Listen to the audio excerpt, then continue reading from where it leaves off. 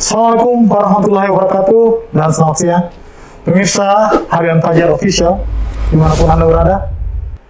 Kali ini dalam program Pamong bersama kita ada Ibu Dr. Haja Andi Irani Hadijah.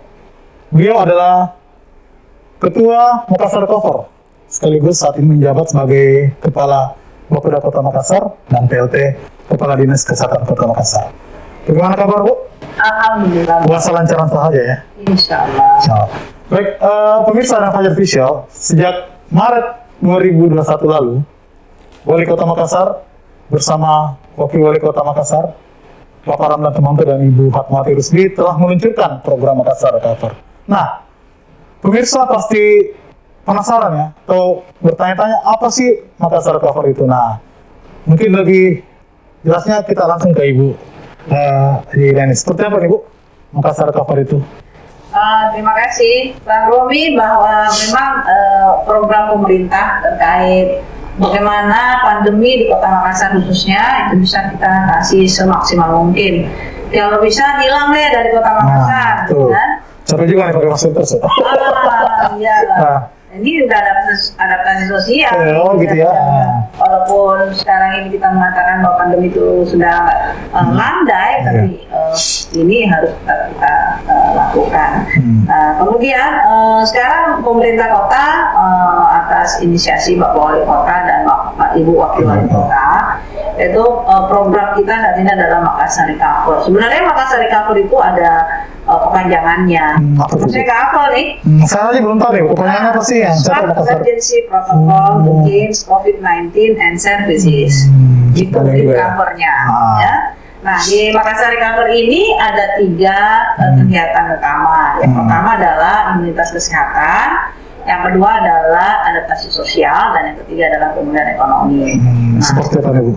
Ya kalau misalnya sekarang kita kan masih kepada bagaimana kita mengatasi penanggulangan COVID-19 ini secara imunitas kesehatan. Nah, yang telah kita lakukan selama ini adalah simulasi-simulasi ya, agar nanti pada saat kita sampai kepada pelaksanaan di bawah, di lapangan, itu kita sudah lebih mengurangi kendala-kendala yang kita hadapi nantinya di sana kalau ada kendala gitu ya. Nah, kita ini sudah yang pertama itu kita di imunitas kesehatan kita sudah melakukan yang namanya persiapan-persiapan dari aspek regulasi, kemudian pembiayaannya seperti apa nantinya, bagaimana perencanaannya, bagaimana pengawasannya, bagaimana juga influencer-influencer ini bisa bergerak membantu kita semua. Itu kita sudah lakukan saat ini ya. Jadi gencar, termasuk kita ini sekarang, karena kita sebentar lagi sebenarnya promo nih. Oh gitu ya. Seperti itu. Terus kemudian yang kedua adalah kampanye program dan membangun trust. Ini ya. Dan yang kedua ini adalah tiap hari kita melakukan promosi tingkat kecamatan, tingkat kelurahan. Itu semua adalah yang digaungi oleh para master namanya. Master ya? Ya. Master ini apa saja ya? Teman-teman yang sebelumnya adalah camat. Ya, sebelumnya. Sekarang ini beliau-beliau inilah yang sebagai master di tingkat kecamatan yang mengedukasi sampai tingkat kelurahan dan tingkat RT/RW. Karena di situ mereka menginformasikan apa yang dimaksud dengan Makassar Cover, gitu kan? Kemudian daripada itu kan kami juga sudah merekrut relawan-relawan, karena yang bekerja nanti di bawah adalah para relawan. Jadi 10.000 relawan detektor, kemudian 5.000 relawan tenaga kesehatan dalam hal ini para medis, kemudian 306 itu adalah itu semua Makassar semua tersebar nih, Bro. Iya, jadi di 15 kecamatan, 153 kelurahan, termasuk pulau-pulau ya? Iya, seluruhnya tanpa kecuali. Jadi 15 kecamatan itu termasuk kepulauan kan di situ. Jadi relawan ini nanti yang melakukan pendataan ke masyarakat. Nah, seperti itu. Jadi dari door to door nih ceritanya. Relawan itu adalah 10.000 detektor, 5.000 para medis, dan 306 dokter. 306 dokter ini dia ada di kelurahan. Nah, para medis dan relawan detektor ini itulah yang nantinya bekerja sama dengan tripika setempat. Jadi ada satpolnya, ada babin kamtipmasnya, ya, ada apalagi namanya dan ramilnya, dan pokoknya tingkat kecamatan dengan kelurahan mereka bersama-sama semua. Karena sekarang kan memang perintah presiden bahwa Forkopimda harus bersama-sama menanggulangi pandemi COVID-19. Jadi bukan hanya pemerintah kota, ya. Iya. Gitu. Nah, kita sudah lakukan ini pembentukan relawan. Ini sudah jalan semua nih. Sekarang ini adalah mereka benar-benar kita edukasi bagaimana mereka nantinya akan masuk ke rumah-rumah warga. Nah, dari 300.000 rumah yang akan mereka masuki kan dari door to door ini, dari 1.500.000 kurang lebih 1.500.000 penduduk Kota Makassar. Ini yang terdaftar ya di kependudukan ya yang sesuai Iya, KTP-nya. iya. Jadi kalau ada warga pendatang itu belum tercover deh ya? Iya, kalau yang pendatang itu tentu dia harus melapor kan. Kalau misalnya lewat dari 24 jam kasih melapor di RT-nya. Di sana nanti kita juga ada bordernya kan, di tempat-tempat perbatasan itu juga nanti kan ini ceritanya sistem nih. Jadi masuk ke rumah warga itu mendownload aplikasi. Mereka dilakukan pendataan, nama, kemudian pekerjaan, umur dan lain sebagainya. Aplikasinya apa nih Bu tadi, dokter? Dari pemerintah kota. Ada aplikasinya. Dari pemerintah kota. Aplikasi ini nanti yang langsung masuk kepada sistem kami yang ada di Common Center, di War Room namanya. Sudah terkoneksi ya? Ya, seperti itu. Jadi nanti masuk di aplikasi pemerintah kota di Common Center pemerintah kota di lantai 10. Seperti itu. Jadi semua nanti data-data itu menjadi satu big data yang besar, kan? Nah, di samping itu nantinya selanjutnya mereka itu nanti dilakukan pemeriksaan. Jadi setelah mereka didata nama dan segala macam pekerjaan dan lain sebagainya, di situ juga sudah ditanya juga dari terkait dengan COVID-19 ini, mereka juga sudah tanya apa itu adalah riwayat penyakit. Misalnya kalau orang tua kan pasti ada riwayat diabetes, riwayat hipertensi, ya, riwayat penyakit kronis lainnya, termasuk asma misalnya seperti itu. Nah, kemudian apakah sudah pernah menjadi penyintas, pernah menderita COVID-19, itu juga ditanyakan. Nah, hari berikutnya barulah kita melakukan screening secara menyeluruh. Pemerintah Kota Makassar menggunakan screening itu dengan alat Genos. Genos ya? Ya, itu 1.500.000 warga Kota Makassar. Kenapa kita menggunakan Genos? Karena relatif murah dan efektivitasnya itu sudah dapat dipercaya karena pemerintah juga sudah menggunakan hal itu. Nah, kalau misalnya terdeteksi positif oleh Genos ini, tentu kita langsung melakukan PCR. Mendiagnosa pastinya itu menggunakan PCR. Nah, di sini setelah mereka masuk semua datanya, baik sistem ini masuk ke Common Center pemerintah, itu di situ bisa selanjutnya kita memilah di situ apakah pemeriksaan screening Genos kemudian ternyata negatif, ya itu kita arahkan ke semua ke vaksinasi. Kemudian kalau yang positif kita lihat, kalau yang berat sama sedang kan otomatis sudah masuk rumah sakit. Nah, yang OTG ini yang harus benar-benar kita wanti-wanti, artinya kita benar-benar jaga. Kenapa? Justru inilah sumber penularannya kan.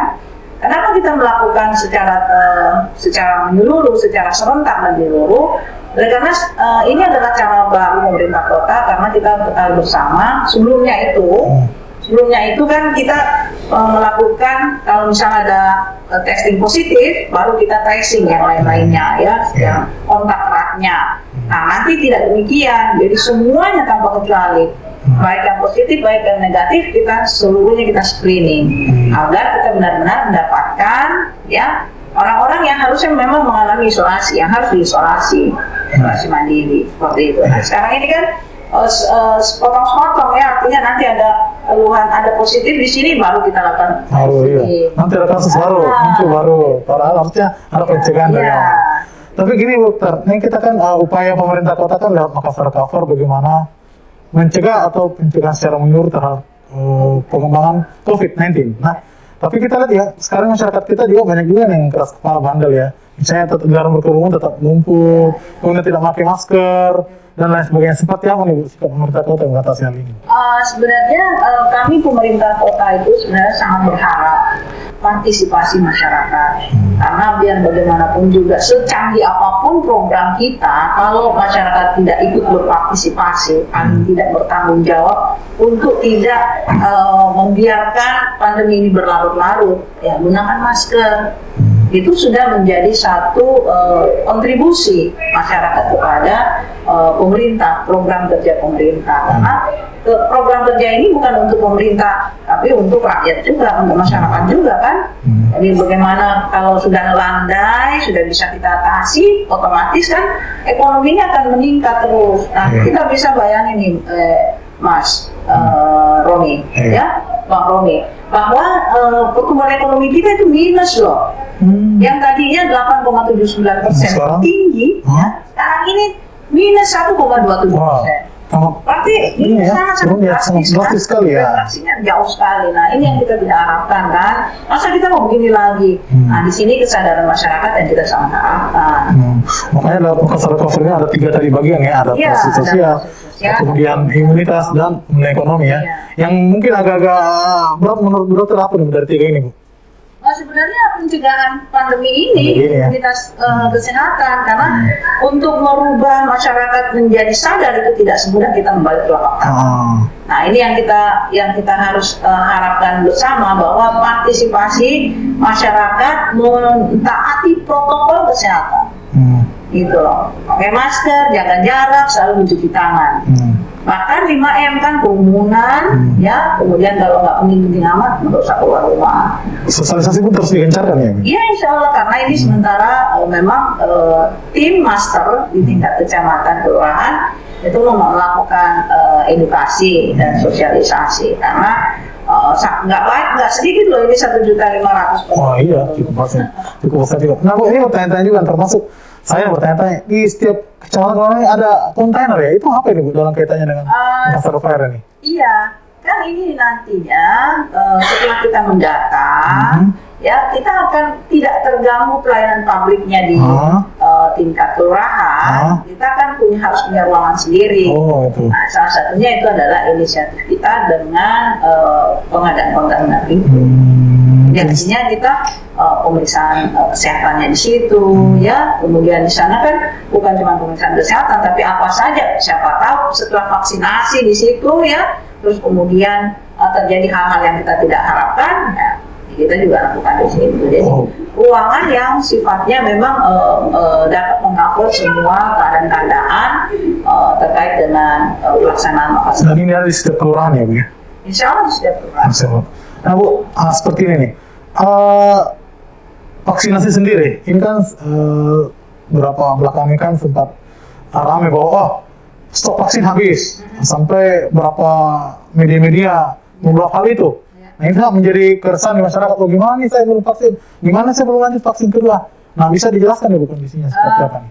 Kalau vaksinasi itu adalah program pemerintah pusat, ya, bahwa sebaiknya semua penduduk Indonesia, 280 juta lebih penduduk Indonesia itu sudah divaksin. Kenapa? Itu menumbuhkan imunitas lingkungan, ya, herd immunity.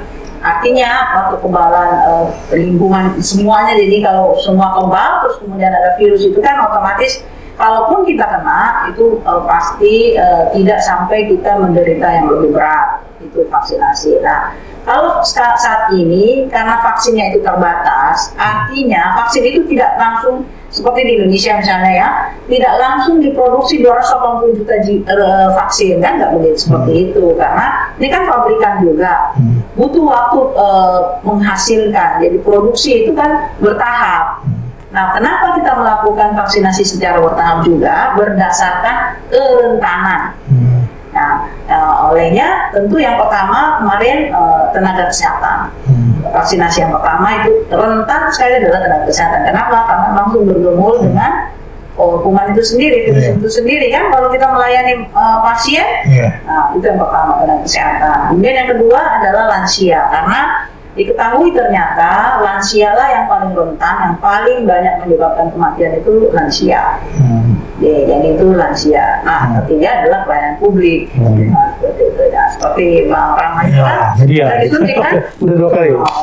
Udah sehat ya. Ini udah kalau vaksinasi sendiri nantinya apakah langsung semua menyebar ke puskesmas atau mungkin ada juga inisiatif pemerintah kota sendiri Bu, untuk kemarin kita melakukan festival vaksinasi. Jadi alhamdulillah pas kita melaksanakan festival smart vaksinasi, alhamdulillah Pak RI 1 datang dan Pak Presiden langsung ingin melihat apa sih yang dimaksud dengan festival smart vaksinasi Kota Makassar, dan alhamdulillah beliau sangat senang, beliau sangat respon, artinya senang banget lah melihat yang keteraturannya, kemudian cepat. Jadi prinsipnya begini sebenarnya Bang Rama, kalau Bang Romi. Jadi vaksinasi itu kami sudah mengukur sebelumnya secara konvensional, penggunaan metode vaksinasi yang konvensional yang sesuai dengan prosedur yang ditetapkan oleh Kementerian Kesehatan, itu 1 jam hanya bisa mampu memvaksin kurang lebih 21 orang. Jadi kan kalau misalnya kita 5 jam bekerja dari jam 8 misalnya sampai jam 2, jam 1, jam 2, itu hanya kali 5, 100 orang di satu hari. Nah ini kita di Makassar itu 9 sampai 15 titik per hari langsung habis vaksinnya, terserap sampai 5.000 sampai 10.000. Stok yang disiapkan berapa banyak sih? Kan kita punya target sasaran yang baru diberikan saat ini oleh pusat itu 240.000 orang. 240.000 orang. Ya, nah kita sudah 56% yang sudah kita 50% ya sudah ya. Sasaran itu kita sudah dapatkan ya. Nah keterlambatan ya salahnya yang nggak mau divaksin. Iya. Banyak juga lari-lari. Nah juga takut nih. Jadi target rampungnya kapan nih kira-kira vaksinasi semua warga Makassar? Kan sekarang masih tahapannya pada lansia dan pelayanan publik. Nanti mungkin setelah bulan Juni ya, Juni baru ke umum. Tergantung daripada ketersediaan vaksin itu sendiri. Kalau kami pemerintah kota itu hanya menyiapkan tenaga vaksinator namanya. Dan kami juga di luar daripada program kementerian dari provinsi yang melatih mereka vaksinator dari petugas kesehatan puskesmas dan rumah sakit. Kami juga dari relawan yang kami rekrut kemarin di Makassar Recover itu kami sudah 400 yang kami didik menjadi vaksinator. Jadi semakin banyak teman-teman yang bisa melakukan vaksinasi. Nah, jadi kami sekarang sebenarnya tinggal menunggu vaksin. Iya. Mau orangnya baru mau vaksin tapi vaksinnya belum datang ya? Iya, seperti itu ya. Ya memang karena itu tadi bahwa secara bertahap produksinya tentu yang lebih diutamakan adalah yang rentan. Iya. Baik dokter, terakhir dokter nih di penghujung podcast kita hari ini, apa sih target ya atau harapan dari Makassar Recover, mungkin bisa dijelaskan secara rinci oleh dokter seperti apa nih Bu ke depan? Harapan dari target dari Makassar Recover. Baik, Bang Roni. Bahwa inilah cara baru pemerintah kota yang selama ini kan kita ketahui bersama ya. Ini pandemi ini bukan baru, tapi ini kan pandeminya sudah sudah 1 tahun lebih kan. Kenapa masih begini-begini saja? Naik turun gitu kan? Kenapa? Karena tidak secara komprehensif, tidak secara menyeluruh mendeteksi masyarakat. Nah ini caranya, ini kita yang akan lakukan sekarang, screeningnya secara menyeluruh. Kan selama ini itu tadi bahwa kita ada kasus, baru kita tracing yang kontak eratnya, baru kita treatment. Nah ini kita balik, kita screening secara menyeluruh, setelah itu kita screening klinis, baru kita lakukan tracing, treatment. Atau testing. Nah itu betul-betul sudah diantisipasi ya. benar-benar. Jadi kepada masyarakat juga tetap mematuhi protokol 3M-nya, Bu Dokter, Pasti. himbauannya. Kami sangat berharap pada masyarakat luas ya, bantulah pemerintah kota. Nggak bantu kami nggak perlu pakai dana dan lain sebagainya, tapi gunakan masker, patuhi protokol kesehatan karena itulah yang bisa meredakan pandemi COVID-19. Karena pandemi ini bukan kaleng-kaleng ya. Iya, ini ada yang mengatakan bahwa Enggak ada. Selalu mengatakan hanya ini. Jangan mengatakan demikian. Coba bisa lihat di media sosial ya, India yang kemarin begitu kebablasan kan melakukan satu ritual, itu akhirnya kewalahan semua rumah sakit. Nggak, satu tempat tidur malah untuk 2 orang. Ini kita tidak harapkan di Kota Makassar khususnya, dan kita sudah mengharapkan bahwa ekonomi ini segera berputar lebih sempurna lagi ya, istilah seperti itu, benar kembali ke seperti semula, bahwa sekarang ini bagaimana kita mengejar ketinggalan dari pertumbuhan ekonomi itu sendiri. Jadi harapan dalam Makassar Recover, Bu, yang tadi minus ini pertumbuhan ekonomi bisa kembali positif ya. Pastilah kalau kita semua pandemi itu sudah kita atasi, otomatis kita gerakan kita kan lebih leluasa ya, walaupun tetap dengan menggunakan protokol kesehatan khususnya masker. Kira-kira dalam 3,5 tahun masa jabatan wali kota ini bisa rampung selesai, Bu Dokter? Insya Allah kita malah kita sangat optimis kalau Ya. teman-teman atau masyarakat luas ya yang di Kota Makassar ini benar-benar bersama-sama kami semua untuk menanggulangi pandemi ini.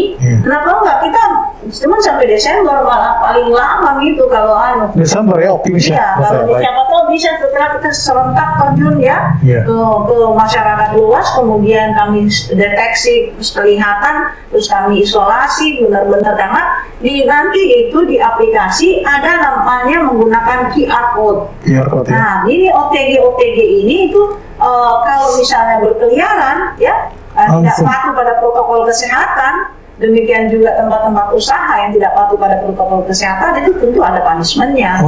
Iya, dan itu diawasi oleh detektor-detektor itu nanti di. Dan langsung terdeteksi ya, udah langsung. Iya, jadi aplikasi ini nanti memberikan peringatan kepada orang tersebut ya, yang misalnya mengalami OTG atau tidak dilarang masuk. Anda OTG dilarang masuk misalnya kayak gitu. Itu nanti aplikasinya model seperti itu. Jadi ada barcode yang kita tinggal scan barcode langsung kelihatan. Baik. Iya, itu juga usaha-usaha di tempat-tempat usaha juga seperti itu. Maka kita monitornya melalui Zoom meeting. Jadi tidak ada lolos nih. Insya Allah. Dan kami sangat berharap masyarakat kalau semua kita bersama-sama engagementnya, masyarakat bergerak bersama, insya Allah itu bisa segera teratasi. Baik, baik pemirsa Harian Fajar Official dimanapun Anda berada. Demikian tadi bincang-bincang singkat kita bersama Ketua Makassar Recover, Ibu Dr. Haja Iriani Hadijah. Nah, pemirsa Harian Fajar Official tetap mematuhi 3M, memakai masker, menjaga jarak, dan mencuci tangan pakai sabun. Terima kasih, kita bertemu kembali di lain kesempatan dalam program Pamong. Assalamualaikum warahmatullahi wabarakatuh dan selamat